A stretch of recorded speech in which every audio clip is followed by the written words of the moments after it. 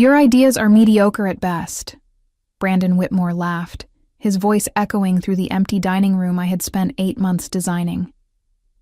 We're going in a different direction. Clean out your office by tonight.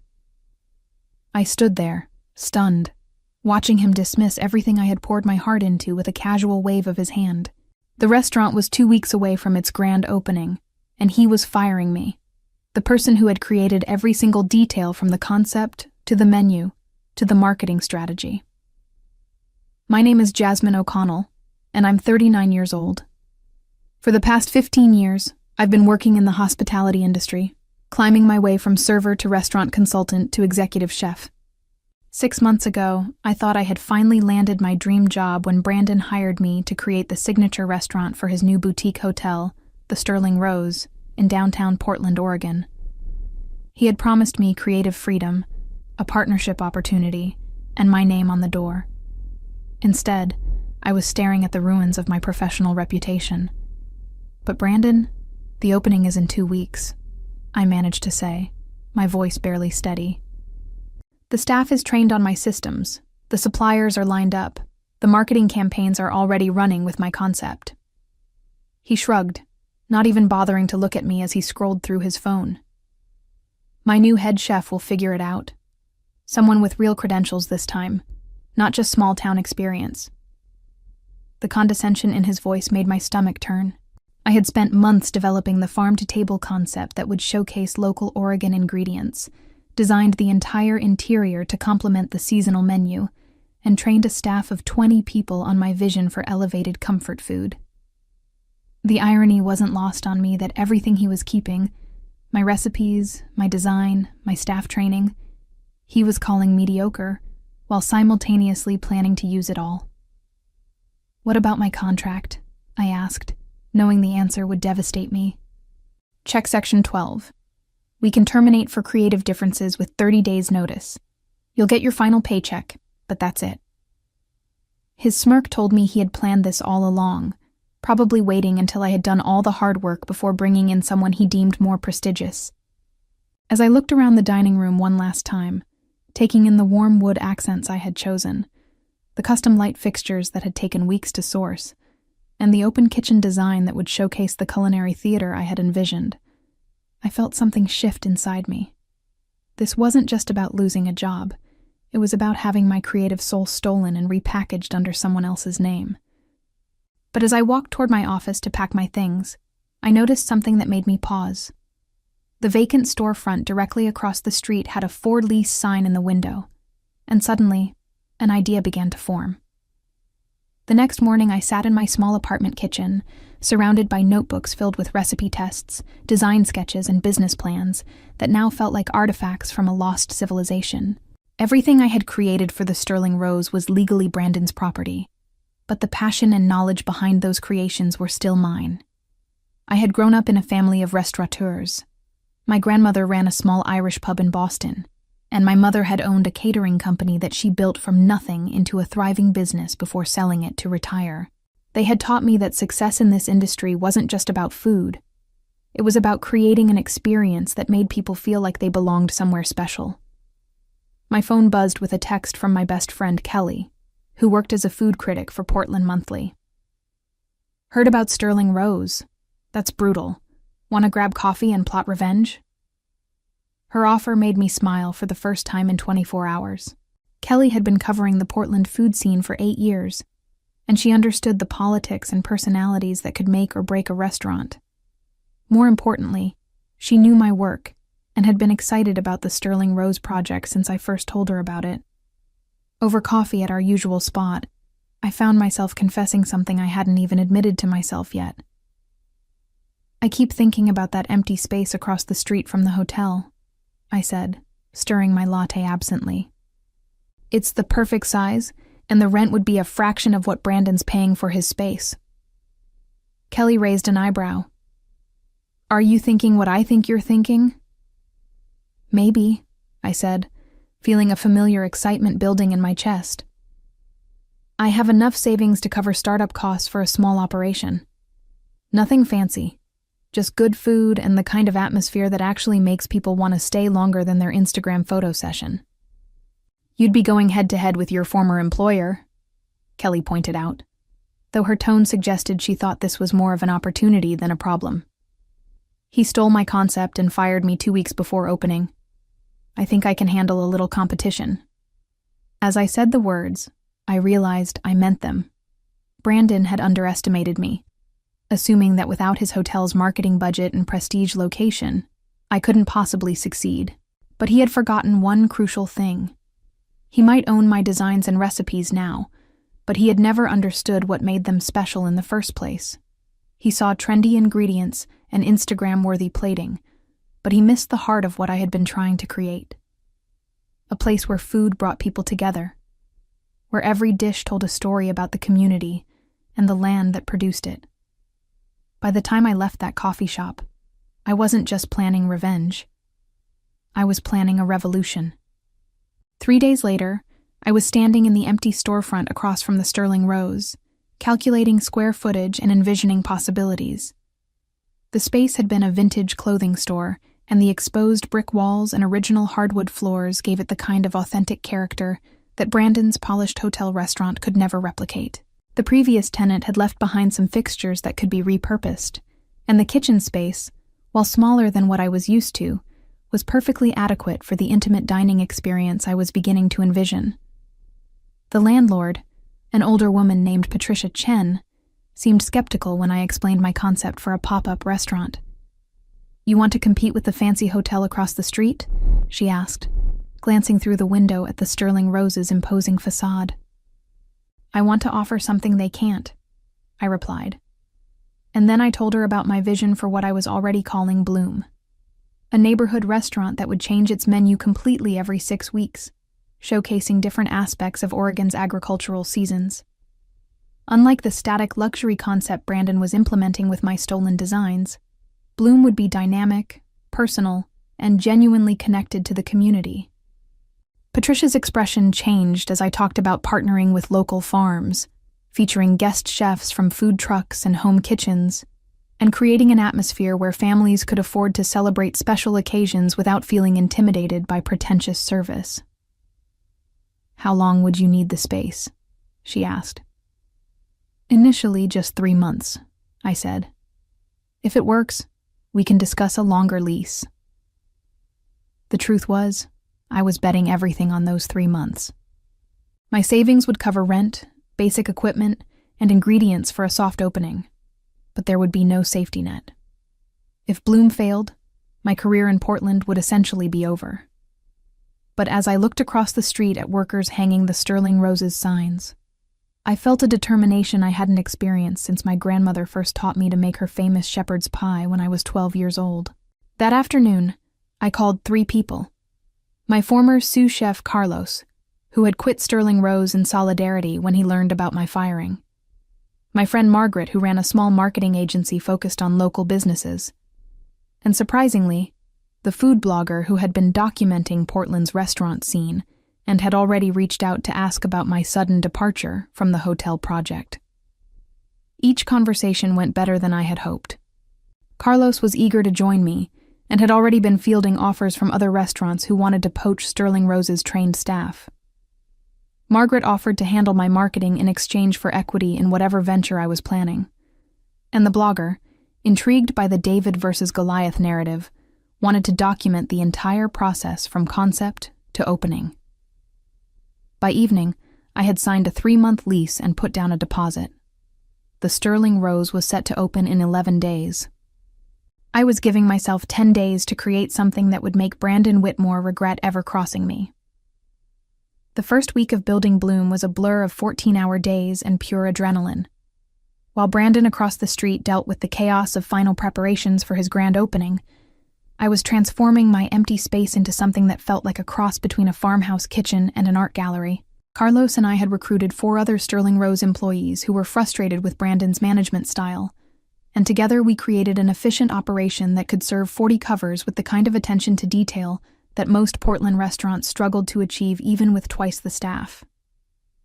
Margaret worked her magic on social media, building anticipation without revealing too much about our concept. She positioned Bloom as Portland's most exciting culinary secret, using hashtags like farm-to-glass and seasonal story that hinted at our philosophy without giving away specifics. Meanwhile, I reached out to every farmer, forager, and artisan food producer I had built relationships with over the past year. Most of them were furious about how Brandon had treated me, and several offered to provide ingredients at cost for our opening month. The Sterling Rose's grand opening was scheduled for Thursday night, with a private party for investors and media followed by public service starting Friday. I had originally planned to open Bloom the following week, but as I watched the frantic activity across the street through our front windows, I realized I had been thinking too small. If I really wanted to make a statement, I needed to open the same night as Brandon's grand opening. "Are you insane?" Kelly asked when I called her Tuesday evening with my revised timeline. "You're talking about going from empty space to full service in 48 hours. Technically 60 hours, I corrected, checking my watch. And we're not doing full service. We're doing something better." I had been refining the concept all week, and what had started as a simple pop-up restaurant had evolved into something more ambitious. Instead of trying to compete with Sterling Rose's polished luxury, Bloom would offer the one thing Brandon's operation couldn't: authenticity and innovation happening in real time. The next morning, I called every food critic, blogger, and influencer in Portland with a simple invitation. Come watch us cook. Instead of hiding our preparation in a closed kitchen, I was opening our doors Wednesday evening for what I called a preview dinner. Guests could watch us prepare their meals, ask questions about ingredients and techniques, and essentially become part of the creative process. It was the kind of intimate, educational experience that Brandon's formal dining room could never provide. Carlos was skeptical about the timeline, but excited about the concept. "It's either going to be brilliant or a complete disaster," he said, as we tested our final menu Tuesday night.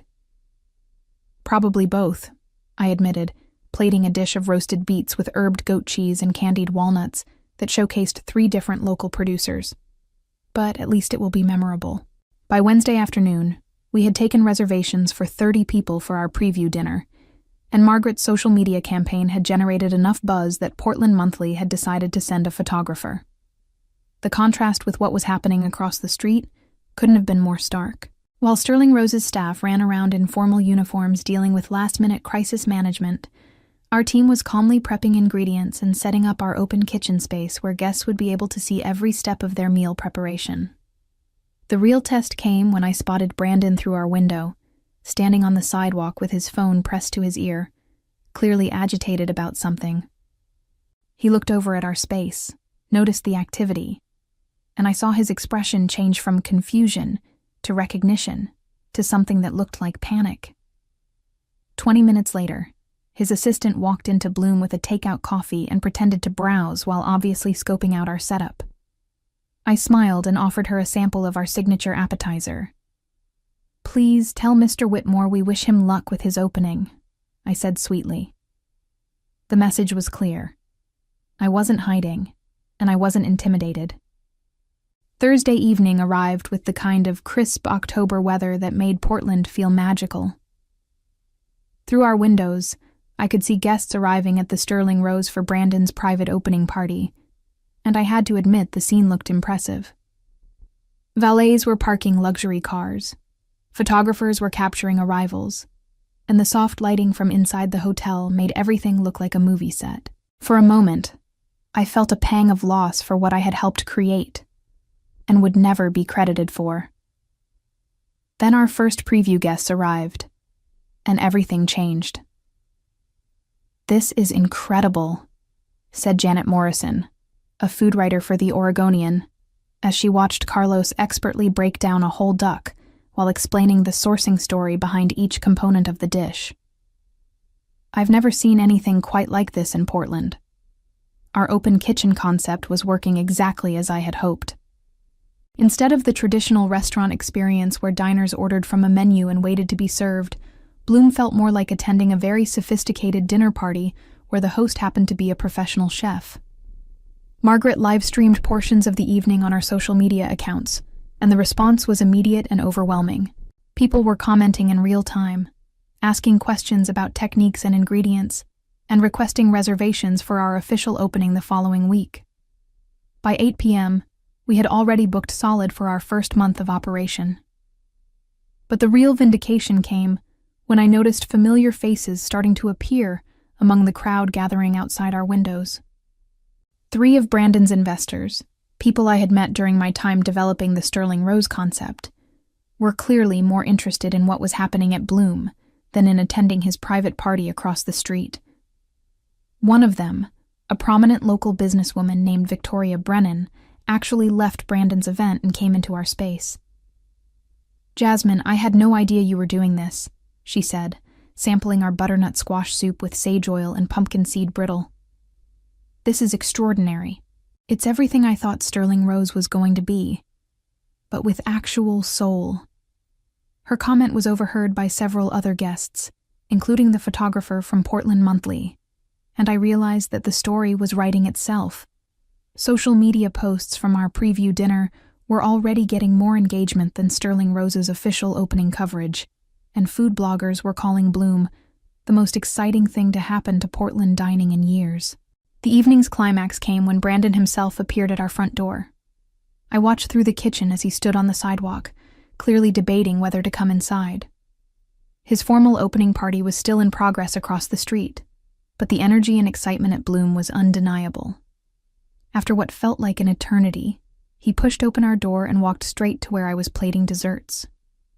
"Jasmine," he said, his voice tight with something between anger and desperation. "We need to talk." The entire restaurant went quiet. Carlos paused in his preparation, our guests stopped their conversations, and I could feel everyone watching to see how this confrontation would unfold. I looked up from the vanilla bean panna cotta I was garnishing with fresh berries and honey tuile, meeting Brandon's eyes for the first time since he had fired me. "I'm a little busy right now," I said calmly, returning my attention to the dessert. "But if you'd like to make a reservation, we might have something available in about 6 weeks." The silence stretched for another moment before Brandon turned and walked out without another word. Through the windows, I watched him cross the street and disappear back into his own opening party. But the damage was already done. Everyone in Bloom had witnessed the exchange, and the story would be all over Portland's food scene by morning.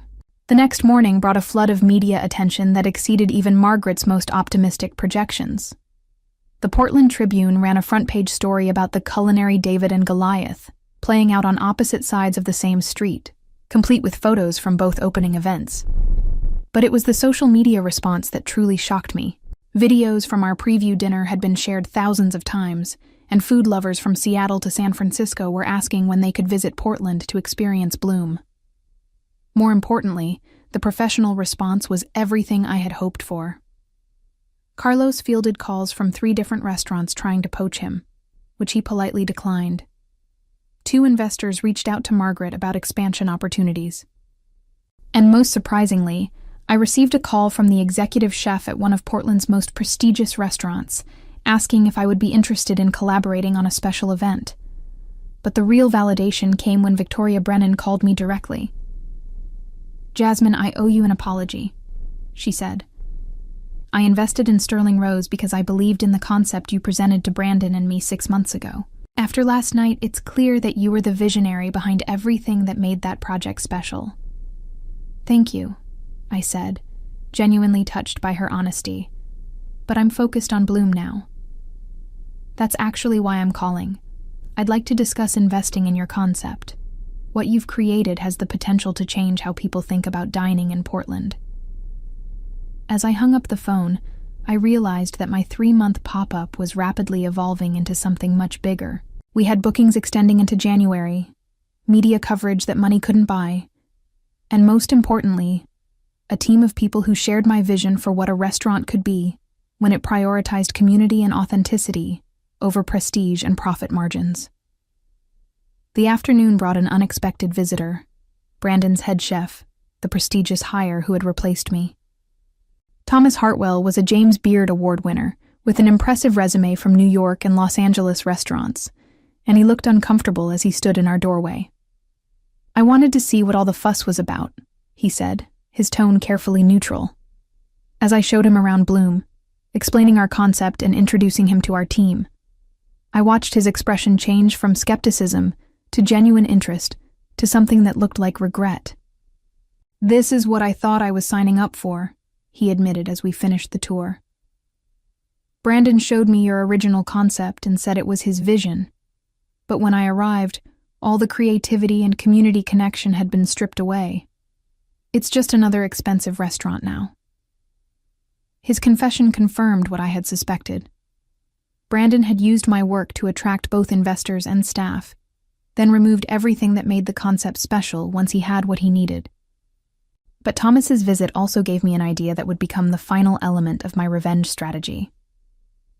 "Would you be interested in doing a guest chef collaboration?" I asked.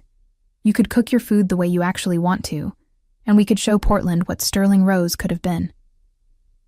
The collaboration dinner, scheduled for the following month, sold out within hours of being announced. But more importantly, it sent a clear message to Brandon and everyone else in Portland's food scene. The best people wanted to work with Bloom, not against it. As I locked up that evening and looked across the street at Sterling Rose, I felt a satisfaction that went deeper than mere revenge. I had proven that authenticity and vision mattered more than money and connections, and I had built something that would outlast whatever petty satisfaction Brandon thought he had gained by firing me. 6 weeks after our opening, Brandon Whitmore stood in my restaurant for the second time, but this time he wasn't the confident, dismissive man who had fired me. His shoulders were slumped, his expensive suit looked rumpled, and there were dark circles under his eyes that spoke of sleepless nights and mounting pressure. The Sterling Rose, despite its lavish opening and prestigious pedigree, was struggling to fill even half its tables on weeknights, while Bloom had a 2-month waiting list and had been featured in 3 national food magazines. "Jasmine, please," he said, his voice stripped of its former arrogance. "I made a mistake, a huge mistake. I want to make this right." I continued plating the evening's special, pan-seared halibut with parsnip puree and crispy Brussels sprout leaves, while he spoke. Carlos and our other team members pretended to focus on their own tasks, but I could tell they were listening to every word. This was the moment we had all been waiting for, though none of us had expected Brandon to look quite so defeated. "What exactly are you proposing?" I asked, not looking up from my work. "A partnership. You could run both restaurants, maintain the Bloom concept here, and redesign Sterling Rose the way you originally envisioned it. Your name would be on both doors. Full creative control, 50% ownership of the restaurant operations." The offer was generous, more than generous. It was everything I had wanted 8 months ago when I first signed on to create his restaurant. But as I looked around Bloom, taking in the warm laughter of our guests, the easy camaraderie of our staff, and the genuine excitement that filled the space every evening, I realized that what I had built was worth more than any partnership Brandon could offer. "I appreciate the offer," I said, finally meeting his eyes. "But I'm not interested." His face crumpled with an expression that mixed surprise, desperation, and defeat. "Then what do you want? Name your price. I'll sell you the restaurant operation outright if that's what it takes." I smiled, feeling a satisfaction that was both sweet and complete. "There's nothing you have that I want, Brandon. You taught me that the real value was never in the building or the investment capital. It was in the vision and the people who believe in it. And those belong to me now." 3 months later, the announcement appeared in Portland Business Journal. The Sterling Rose Hotel was closing its restaurant permanently, unable to compete with the innovative dining concepts that had transformed the neighborhood. Brandon had quietly sold the hotel to a national chain that planned to convert the restaurant space into additional guest suites and a grab-and-go market. I read the news while sitting in what had once been Patricia's empty storefront and was now the permanent home of Bloom Restaurant. We had signed a 5-year lease, expanded into the adjacent space, and built a kitchen that could accommodate the cooking classes and special events that had become as popular as our regular dinner service. The success had attracted attention from food industry leaders across the country, and I had turned down 3 offers to franchise the concept in other cities, preferring to focus on perfecting what we had created in Portland. The irony wasn't lost on me that Brandon's attempt to steal my vision had ultimately forced me to create something far better than what I had originally planned. Bloom wasn't just a restaurant. It had become a model for how food businesses could prioritize community engagement, sustainability, and authentic hospitality over profit margins and prestige. We had been featured in Food and Wine magazine as one of the 10 restaurants changing American dining, and the article specifically mentioned our commitment to supporting local farmers and providing accessible fine dining experiences. But the real measure of our success wasn't in the accolades or the waiting lists. It was in the fact that our team had grown from 5 people to 15, all of whom shared ownership stakes in the business. Carlos had become my partner and co-executive chef. Margaret had expanded her marketing agency, based on Bloom's success, and even Thomas Hartwell had left his position at another restaurant to join our team full-time. Brandon's mediocre ideas had built something extraordinary, and everyone in Portland's food scene knew exactly who deserved the credit. As I stood in my kitchen, preparing for another sold-out evening, I reflected on how profoundly my life had changed since that devastating day when Brandon fired me. The path from humiliation to triumph had taught me that the best revenge isn't just success. It's building something so authentic and valuable that it makes your former adversary's vision look hollow by comparison. Sometimes the greatest gift someone can give you is the push that forces you to discover what you're truly capable of creating on your own. The revenge had been sweet, but the future I was building would be even sweeter.